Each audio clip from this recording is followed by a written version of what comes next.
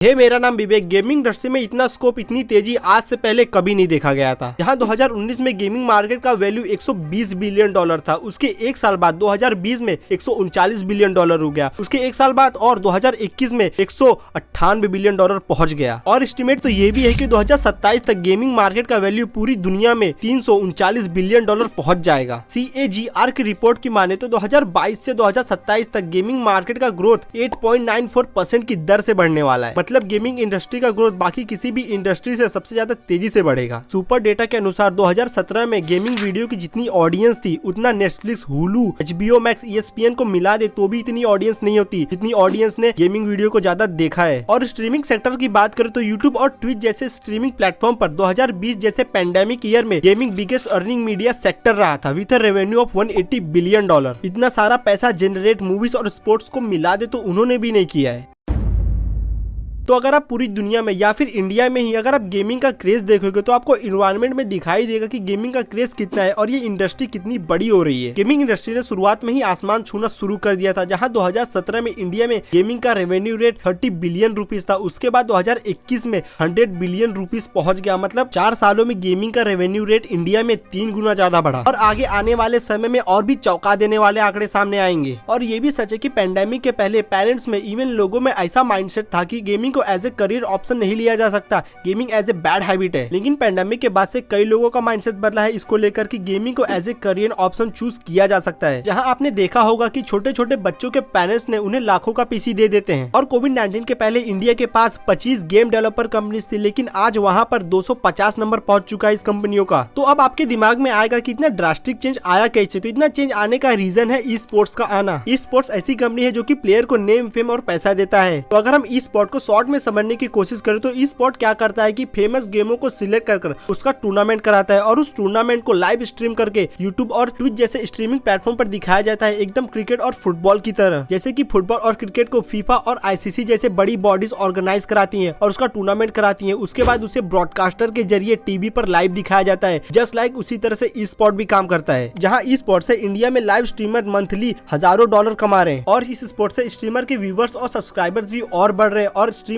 और ऊपर होते जा रहा है। 2020 में इस स्पोर्ट को 436 मिलियन फैंस ने देखा था और ये नंबर जाके 2021 में 465 मिलियन हो गया। मतलब 9.6% की ग्रोथ से ई स्पोर्ट के फैंस बढ़ रहे हैं। तो ये बात हुई कि ई स्पोर्ट कितना बड़ा हो रहा है। अब ये बात करते हैं कि ई स्पोर्ट काम कैसे करता है। मेनली ई स्पोर्ट में 4 तरह के स्टेक होल्डर्स होते हैं: डेवलपर, पब्लिशर, लीग्स और प्लेयर। तो पहले बात करेंगे डेवलपर के बारे में। तो डेवलपर वो होता है जो कि गेम को बनाता है, जैसे कि PUBG को क्राफ्टन, टेंसेंट और हॉटकूल गेम जैसे कई सारी कंपनियों ने मिलकर बनाया था। सेकंड, पब्लिशर वो होता है जो कि उस गेम को पूरी दुनिया के लिए पब्लिकली प्रोवाइड कराता है, उसे हम पब्लिशर बोलते हैं। थर्ड है लीग्स क्या करता है कि डेवलपर और पब्लिशर से उस गेम का मैकेनिज्म, एसेट लेकर उसका टूर्नामेंट ऑर्गेनाइज कराता है और उस टूर्नामेंट से वो बहुत सारा रेवेन्यू जनरेट करता है, जिससे उस गेम को पॉपुलैरिटी भी बहुत मिलती है, जिससे पब्लिशर को भी बहुत फायदा होता है। और फोर्थ नंबर पे है प्लेयर, जो कि टूर्नामेंट में पार्टिसिपेट करते हैं। इसमें 2 तरह के प्लेयर्स होते हैं, पहला जो कि फेमस नहीं होते हैं, दूसरा जो कि बहुत फेमस होते हैं। छोटे प्लेयर्स को ई स्पोर्ट और रिकॉग्निशन दिलाता है और बड़े प्लेयर्स क्या करते हैं कि उनके पास पहले से ही बहुत सारी ऑडियंस होती है और उन ऑडियंस को बड़े प्लेयर ई स्पोर्ट पर लेके आते हैं, जिससे ई स्पोर्ट की और पॉपुलैरिटी बढ़ती है। और आगे पांचवा और सबसे इंपॉर्टेंट स्टेक होल्डर व्यूवर एक ऐसा पार्ट होता है ई स्पोर्ट में जिसे कोई भी फायदा नहीं होता,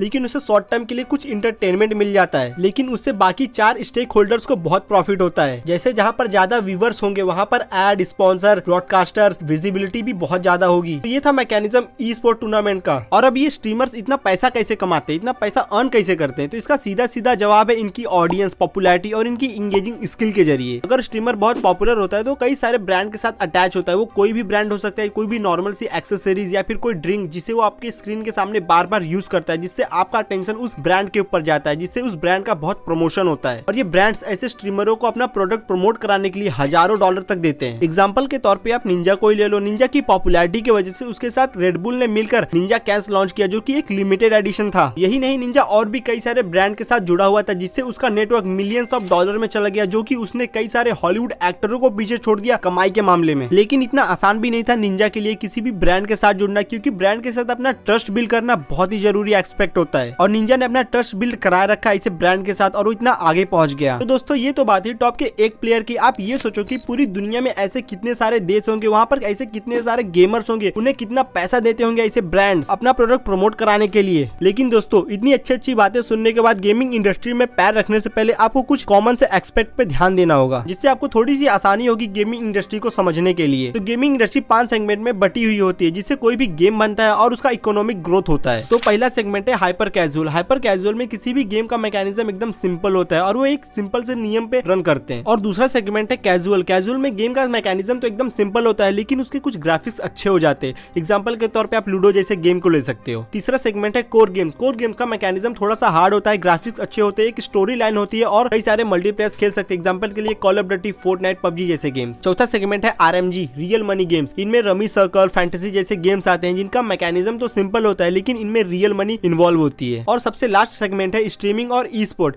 स्ट्रीमिंग और ई स्पोर्ट को लाइव स्ट्रीम करके खेला जाता है, जिनमें यूट्यूब स्ट्रीमिंग, ट्विच, लोको जैसे प्लेटफॉर्म्स आते हैं। तो इन सभी सेगमेंट को लीड करता है आरएमजी, रियल मनी गेम्स। लेकिन कोविड के बाद से पूरे चेंज होता दिख रहा है, क्योंकि स्पॉन्सर और एडवर्टाइजर्स की बात करें तो ई स्पोर्ट ज्यादा पैसे कमाता है एज कम्पेयर टू आरएमजी। तो फ्रेंड्स, ये तो बात हुई गेम के टाइप्स की। अब बात करते हैं कोई भी गेम इतना पॉपुलर क्यों होता है और उसके इतने सारे फैंस और प्लेयर्स क्यों बन जाते हैं। तो इसका सीधा सीधा आंसर है उसकी एक्सेसिबिलिटी और नो एंट्री बैरियर की वजह से। ऑब्वियस सी बात है, अगर किसी भी गेम को एक्सेस करना इजी होगा तो उसे बहुत सारे प्लेयर्स खेलने आएंगे। तो वहीं बात करें गेमिंग जायंट्स की, जिनमें प्ले स्टेशन और एक्सबॉक्स जैसे गेम्स आते हैं, तो ये कंपनी पैसा कमाती है अपने सीडीज बेचकर और क्लाउड से, और इनको एक्सेस करना भी बहुत मुश्किल होता है एक छोटे प्लेयर के लिए। अगर कोई छोटा प्लेयर ऐसे गेम को खेलना भी चाहे तो उसे सबसे पहले 30,000 देके कंसोल खरीदना होगा, उसके बाद 5 से 6,000 देके गेम खरीदना होगा, उसके बाद उस गेम को वो एक्सेस कर सकता है, जो कि एक छोटा प्लेयर अफोर्ड नहीं कर सकता। तो ऐसे गेम का सबसे बड़ा एंट्री बैरियर है इन्हें अफोर्ड करना। अगर आप ऐसे गेम को अफोर्ड ही नहीं कर पाओगे तो आप इनके प्लेयर नहीं बनोगे, आपका इनमें इंटरेस्ट नहीं आएगा, आप इसके ऑडियंस नहीं बनोगे। तो ऐसे हाई बैरियर वाले गेम्स का मार्केट में रूल है more barrier, less players, less viewers, less engagement, तो लेस मनी। इसलिए आप देखोगे कि बड़े बड़े गेम्स के मुकाबले में पबजी, फ्री फायर के ज्यादा ऑडियंस और प्लेयर्स है, क्योंकि इन गेमों को एक्सेस करना बहुत ईजी है। इनमें एंट्री बैरियर 9 के बराबर है। और सबसे बड़ा कैश तो ये है पबजी और फ्री फायर का, क्योंकि इन्हें खेलना एकदम फ्री है। आप इन्हें आसानी से मोबाइल में, पीसी में डाउनलोड करके खेल सकते हो। और बड़े बड़े गेम्स को अफोर्ड ही करना बहुत मुश्किल होता है, इसलिए उनकी ऑडियंस ही बहुत कम होती है। लेकिन मैं यहाँ ये बिल्कुल भी नहीं कह रहा कि ऐसे बड़े बड़े गेम्स को फ्री हो जाना चाहिए, क्योंकि इन्हें खेलने में अलग ही मजा आता है। अगर ये प्ले स्टेशन, एक्सबॉक्स जैसी कंपनी आपसे इतना सारा पैसा लेती है तो आपको ये रिटर्न भी करती है। लेकिन अगर आपको गेमिंग इंडस्ट्री में पैर रखना है तो ऐसे बड़े बड़े गेम्स को लेने की जरूरत नहीं है। आप अपने मोबाइल और अपने एंगेजिंग स्किल के जरिए आप अपनी अच्छी खासी ऑडियंस भी बना सकते हो, क्योंकि हर गेमर छोटे से बड़ा हुआ है। तो आज के इस वीडियो में इतना ही। अगर आपको इस वीडियो में कुछ भी अच्छा लगा हो तो इस चैनल को सब्सक्राइब कर दो, वीडियो को लाइक कर दो। मैं मिलूंगा अगले वीडियो में और भी इंफॉर्मेटिव वीडियोस के साथ। तो टिल देन बाय।